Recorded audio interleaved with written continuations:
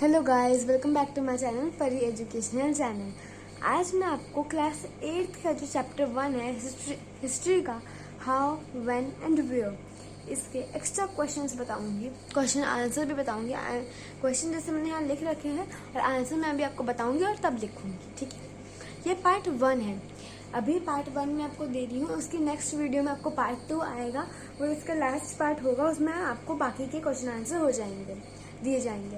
ये extra question है इसमें, लेकिन मैं आपको अगली वीडियो जो पार्ट 2 होगी उसमें एनसीईआरटी के क्वेश्चन के भी आंसर बता दूंगी, तो आप वहाँ से देख सकते हैं। अगर आपको सारे आंसर आते हैं तो जो मैं यहाँ लिखूंगी आप उसे चेक भी कर सकते हैं अपना। तब हम शुरू करते हैं। पहला क्वेश्चन ये है कि name the events for which specific dates can be determined. तो इसका आंसर है कि the year when a king was born. ऐसे नहीं लिखेंगे, क्यों? मैं आपको एक एग्जांपल दे रही थी अभी, क्योंकि जब किंग बॉर्न हुआ तो उसे पता नहीं वो किंग बनेगा या नहीं बनेगा। तो हमारा ये होगा the year when a king was crowned, the year he was married, the year he had a child, the year he fought a particular battle, the year he died. बस हमें इतना देना है। तब हम यहाँ लिखेंगे the year when a king was crowned। Crown मतलब तब वो राजा बना था, okay. Comma the year he married, comma the year he had a child,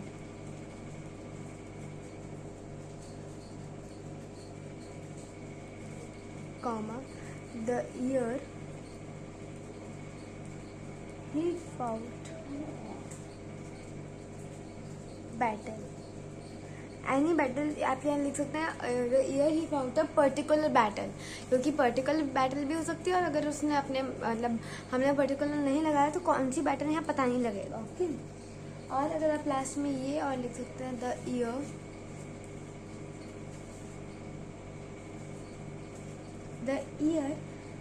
he died, मतलब जब वो मरा, और लास्ट में एक ही चीज डाल दीजिए, ठीक है। ये हुआ क्वेश्चन 1 का आंसर। अब जो सेकंड क्वेश्चन है, what was the important expect of historians written by the British historians in India. इसका आंसर है the rule of each governor general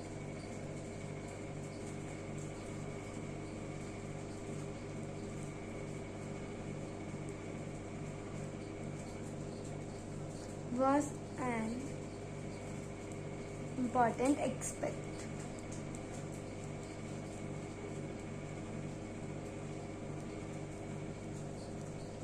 अगर आप ऐसे नोट्स के जैसे भी बना सकते हो, जैसे जब मैं दोनों पार्ट डाल दूं तो आप एक पेज पे सब सारे आंसर लिख सकते हैं, तो वो एक नोट्स बन जाएगा। और अगर आपको यहाँ समझ ना आ रहा हो कि कौन सा आंसर कब खत्म हुआ, उसके लिए जैसे एक आंसर खत्म हुआ, मैं कि ब्लू कलर की पेंसिल से, मतलब कलर पेंसिल है ब्लू कलर की, उससे मैं लाइन खींच देती हूँ। देखिए अब आपको आराम से पता लग जाएगा। सेकंड वाला खत्म है तो मैं एक बना देती हूँ।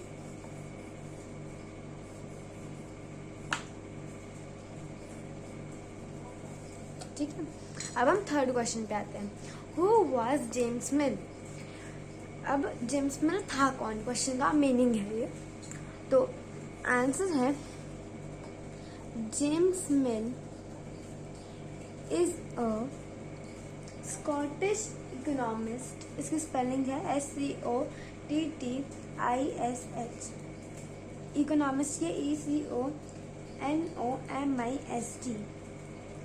James mill is Scottish, is नहीं आएगा, यहाँ वॉज आएगा। मैंने गलत दिया क्योंकि वो था, अब नहीं है, that's why। James Mill was a Scottish economist and political philosopher।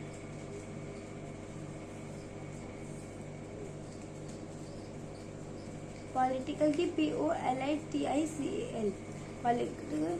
Philosopher की होती है PHILOSOPHER। SOPHER। ये पहली लाइन हुई। दूसरी लाइन ये लिखनी है ही published a massive 3-volume work named A History of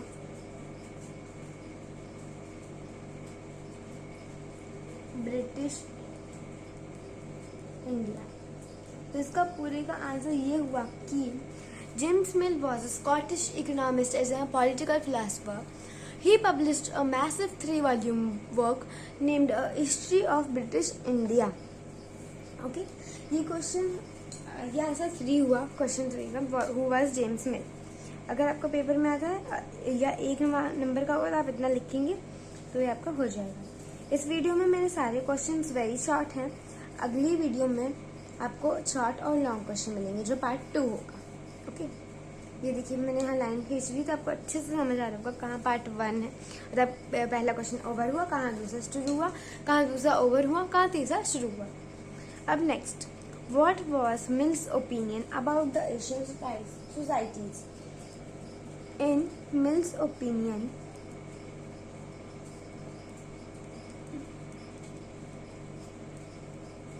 all Asian societies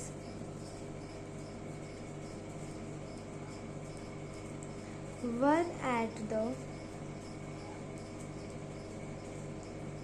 lower level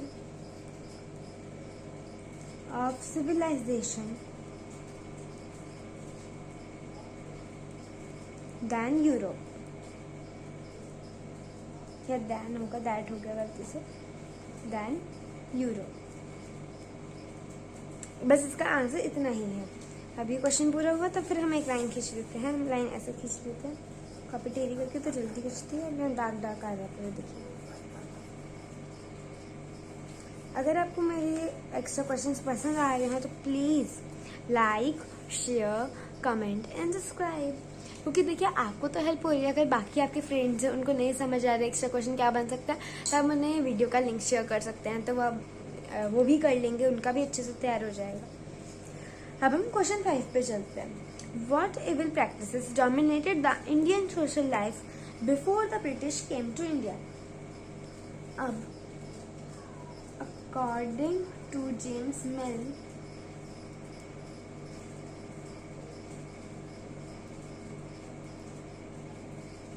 the evil practices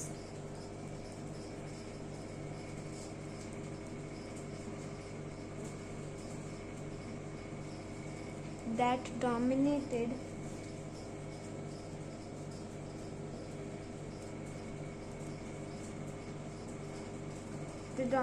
the Indian social life are। ये तो आपका पूरा क्वेश्चन में से आया है तो ये तो याद करने की ज़रूरत ही नहीं, आप क्वेश्चन में से देख सकते हैं। अब जो आर के आगे 3 नाम हैं वो आपको याद करने होंगे। आर पहला है रिलीजियस इंटॉलरेंस।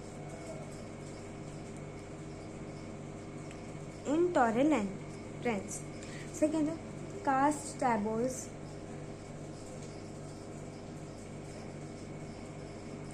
एंड मतलब लास्ट वाला सुपरस्टिशियस।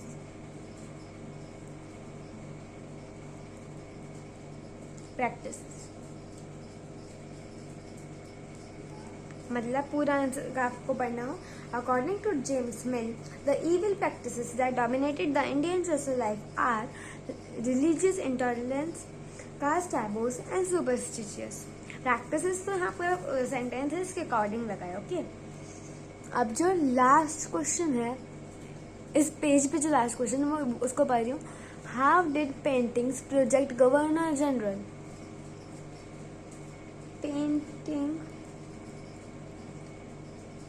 पेंटिंग्स प्रोजेक्ट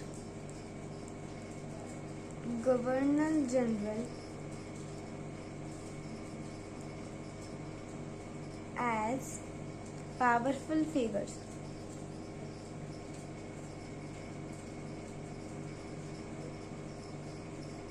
बस इसका आंसर इतना ही है। तो इस पेज में मैंने आपको 6 क्वेश्चन बताए।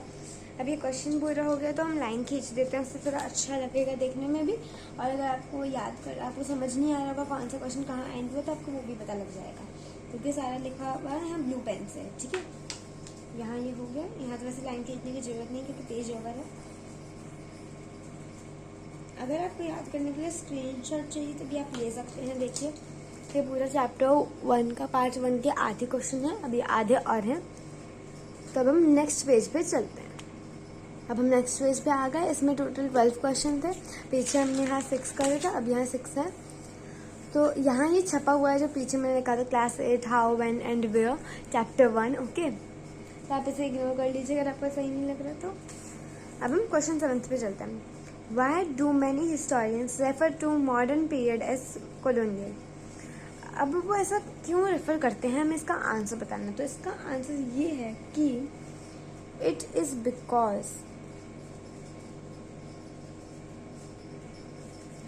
because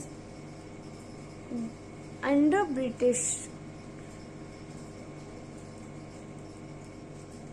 British rule, people did not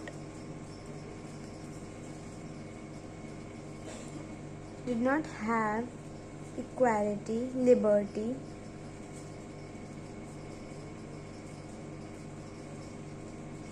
and freedom. Hyphen, the symbol of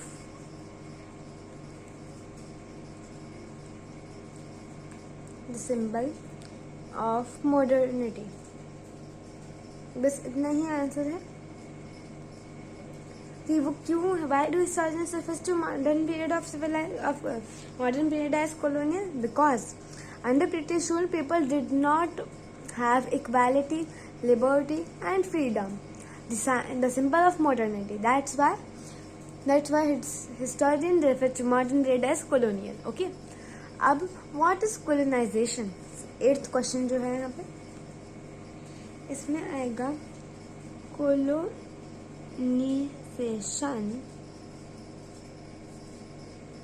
is a term that refers to a process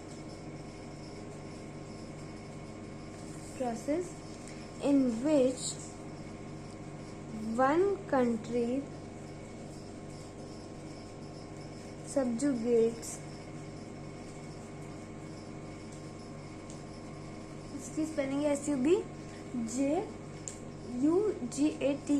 SUBJUGATES, subjugates के आगे है another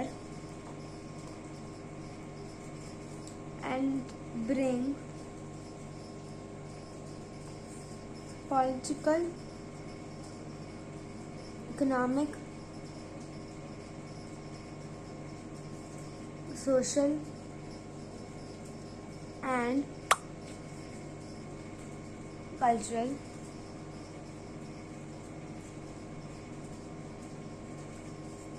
changes. This का answer, colonization is a term that refers to a process in which one country subjugates another.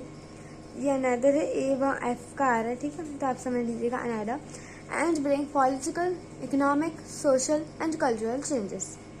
Next question, mention one important source used by historians in writing about last 230 years of Indian history. तो answer है the official records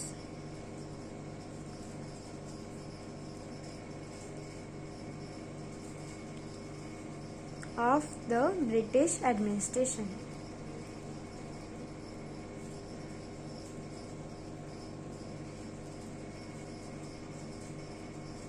इसका answer बस इतना ही है।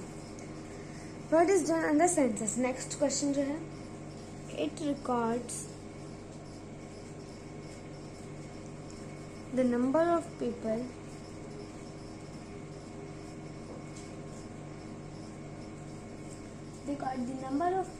living in all the provinces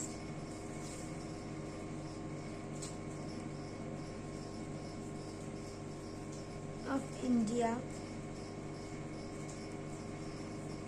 and gathers information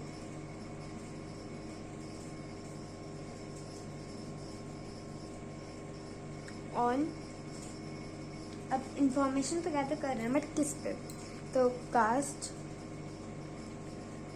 religion and occupation.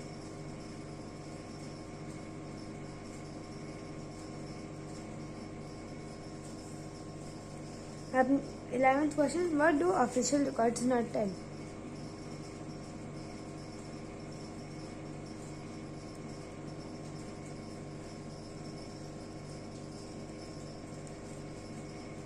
Official records do not tell what other people felt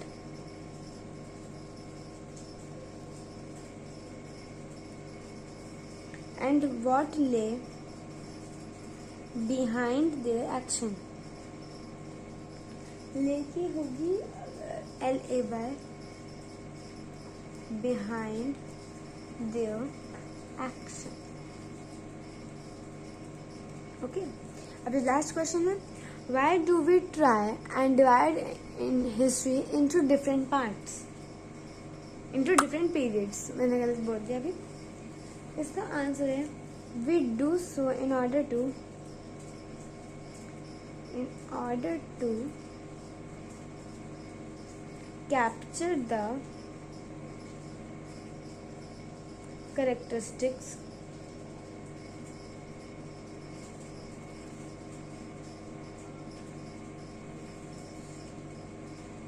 of time. ये spelling हो सकता है शायद थोड़ी गड़बड़ हो गई है, मैं लिखने में दिक्कत हो रही थी इसलिए. Okay. Of time comma it's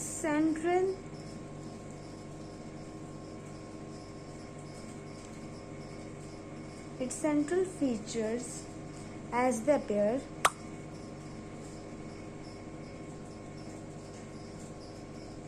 to us. इसका आंसर बस इतना ही है. तो अब हमारे सारे क्वेश्चन ये हो गए हैं. यदि आपको दिक्कत हो रही होगा समझने में तो मैं अभी मैं सब जगह पे लाइन खींच देती हूँ जब क्वेश्चन एंड हुआ है.